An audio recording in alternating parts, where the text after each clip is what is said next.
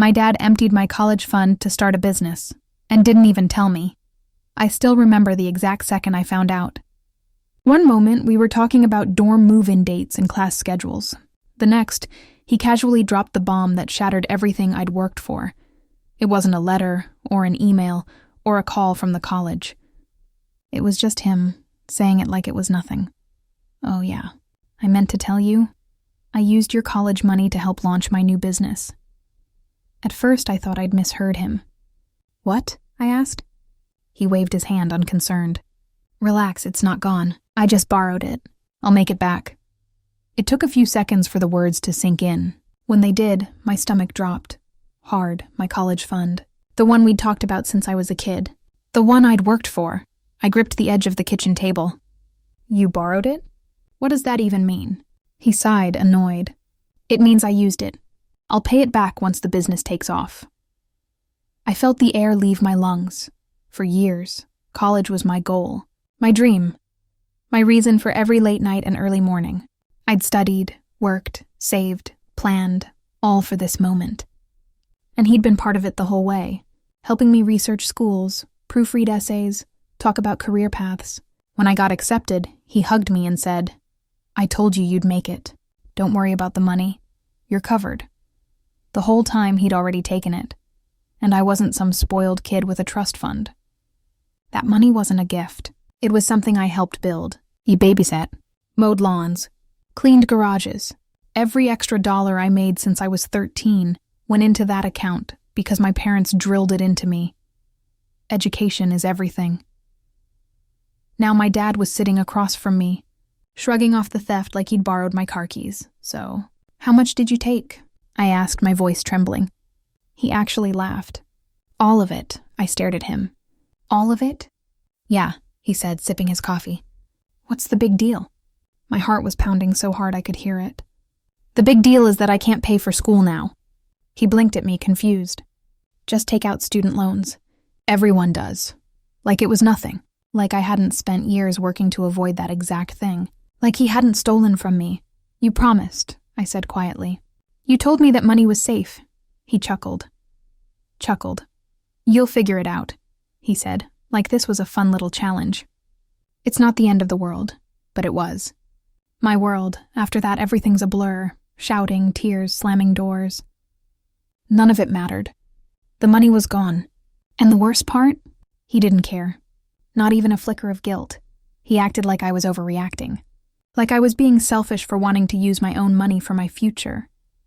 I remember walking out of the house in a haze. I don't even recall getting in the car. Just one thought looping over and over. He was never going to tell me.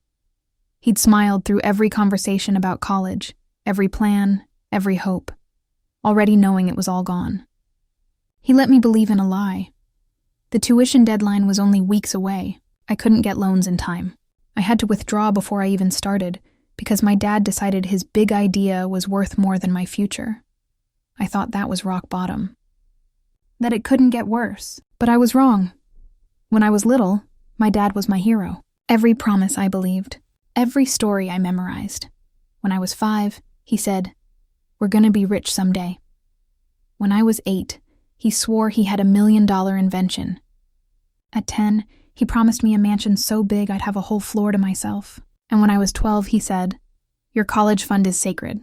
I'll never touch it." I believed him. I needed to. Mom was the responsible one. Bills, groceries, structure. Dad was the dreamer, the storyteller, the one big idea away guy. At first, that made him exciting. But dreams without discipline turn into destruction. And the day he took my future to chase another fantasy, I stopped seeing him as a dreamer. I saw him for what he really was. A man who never learned the difference between ambition and selfishness. I thought it was inspiring. I thought he was just waiting for his big break because that's how he always framed it. This next investment is going to change everything. We're on the edge of something huge. You won't have to worry about anything, I promise. But it never happened. Every idea he chased turned to dust. Every big opportunity crashed before it ever got off the ground.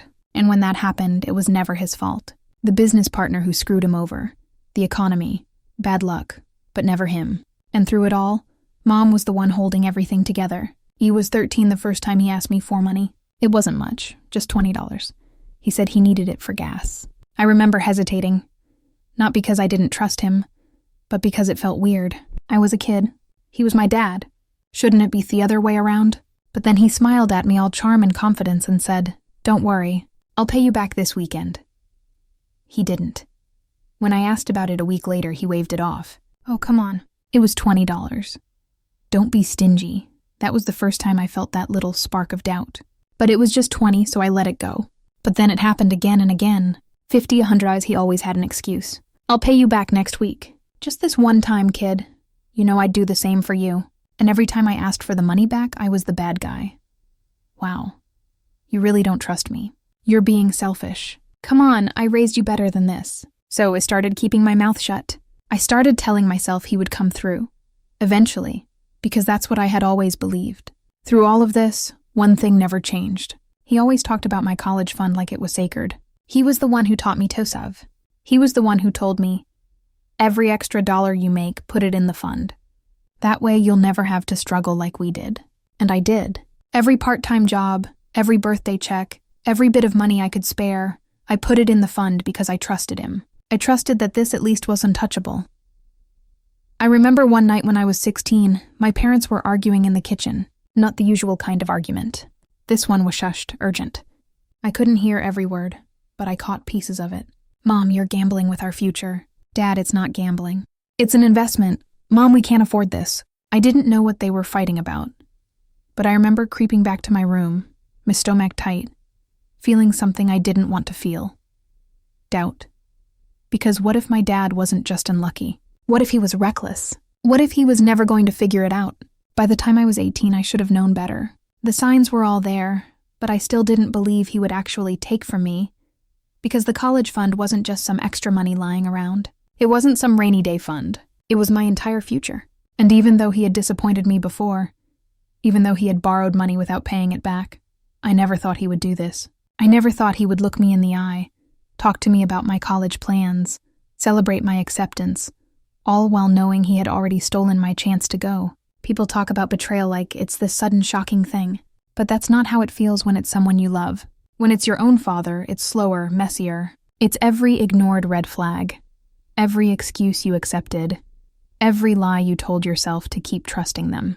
I didn't just lose my college fund that day. I lost the version of my dad I had been holding on to. I lost the belief that he was ever going to change. I lost the idea that Heck cared about me more than he cared about his own ego. And the worst part, he didn't even think he had done anything wrong. That's what broke me. Not just that he took the money, not just that hellied, but that he genuinely thought I should just accept it, that I should be grateful for the lesson, that I should be fine with working myself to death because of his choices. And for the first time in my life, I realized I wasn't going to be able to fix this. I wasn't going to be able to change him. I wasn't going to be able to make him see what he had done because he didn't want to see it. And that hurt more than anything else. And the worst part, it wasn't over yet. The day after my dad casually admitted he had drained my college fund, I woke up still half convinced I had dreamed it because it didn't feel real.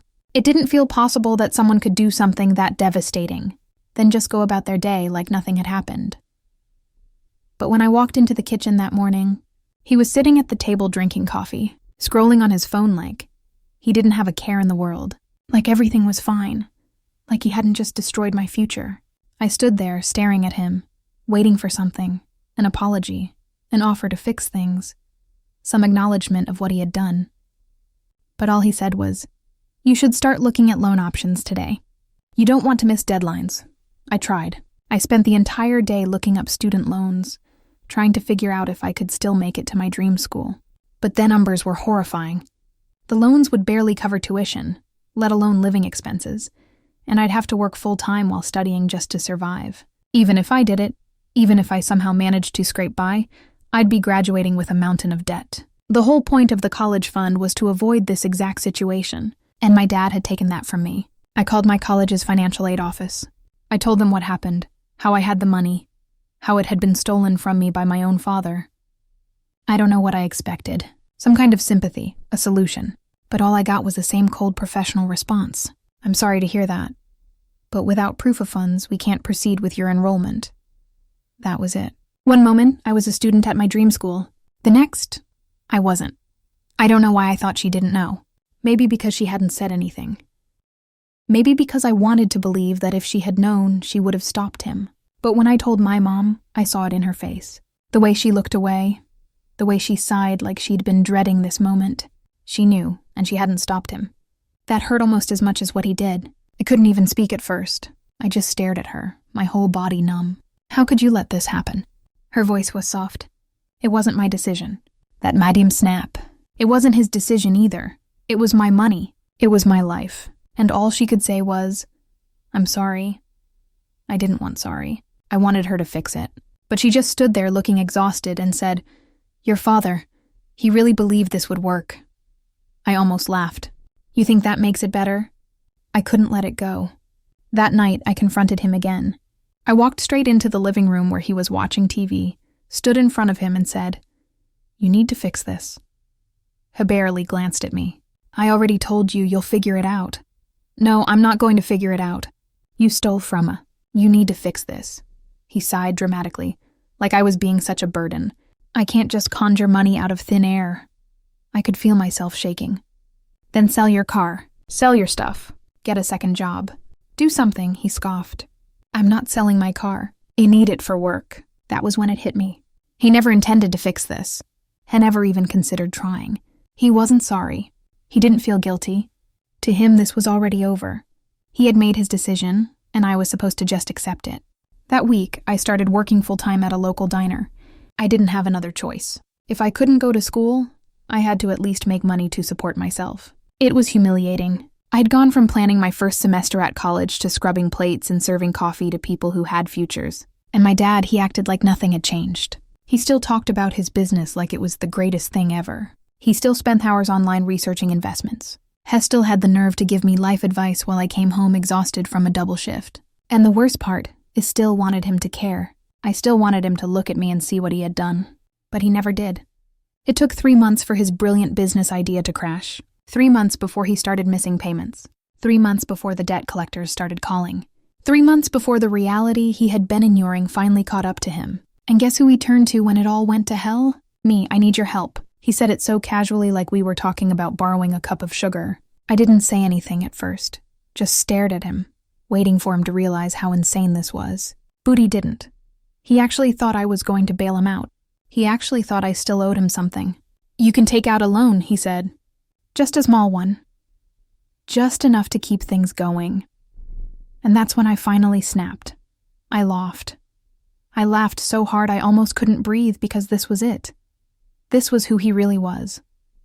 A man who could steal his own child's future, watch her struggle, and still think she should save him. I took a deep breath, looked him in the eyes, and said the words that set me free. "You already took everything from me. Figure it out yourself." And I walked away. I thought that was the end of it. I thought he'd finally hit rock bottom.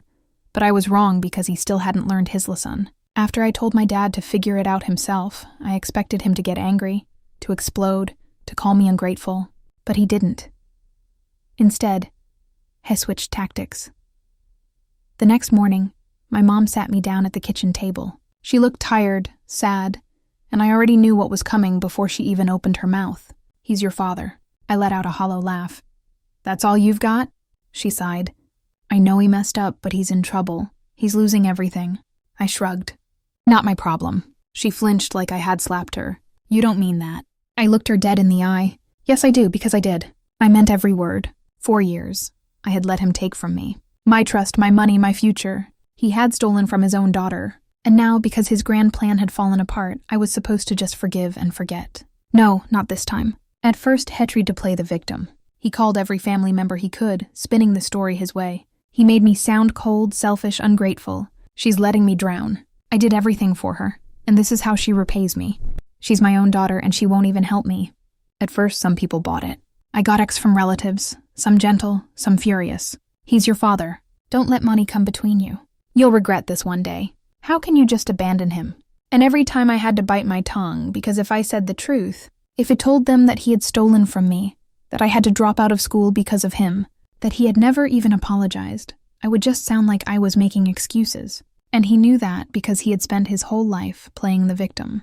But then people started finding out the truth. At first it was just my mom who knew the full story. Then a cousin found out.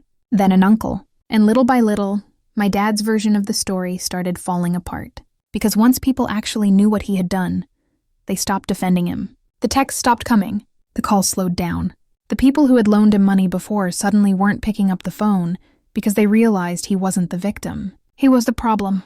And for the first time in his life, he had no one left to manipulate. I thought that was it. I thought he would just fade away, finally forced to deal with the consequences of his own actions. But then one night my phone rang. It was him. I stared at his name on the screen for a long time. Then, against my better judgment, I answered. His voice was quiet, tired, not angry, not demanding, just small. "Hey, kid." I didn't say anything. He sighed. I mess it up. That was the closest thing to an apology I had ever gotten from him. But it wasn't enough because I knew what was coming next. I need help. There it was, the real reason for the call. Not because he missed me, not because he wanted to make things right, but because he had nowhere else to go. He had burned every bridge. I closed my eyes, took a deep breath, and let myself feel everything.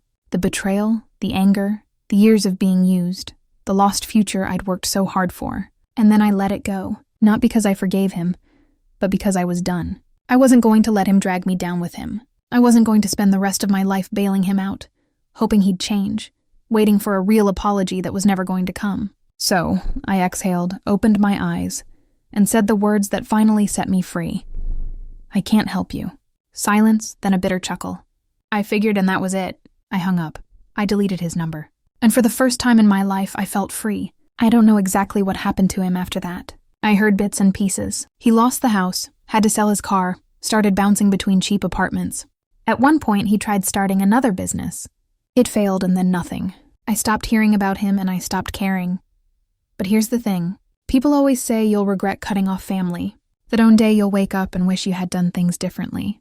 That hasn't happened, not once, because I finally understand something I should have realized a long time ago. Some people will never change. Some people will take and take and take until there's nothing left. And the only way to survive is to walk away. So was I wrong for letting him lose everything? No, I was right, and I'd do it again. So, what do you think? Did I go too far or not fair enough? Let me know in the comments and subscribe for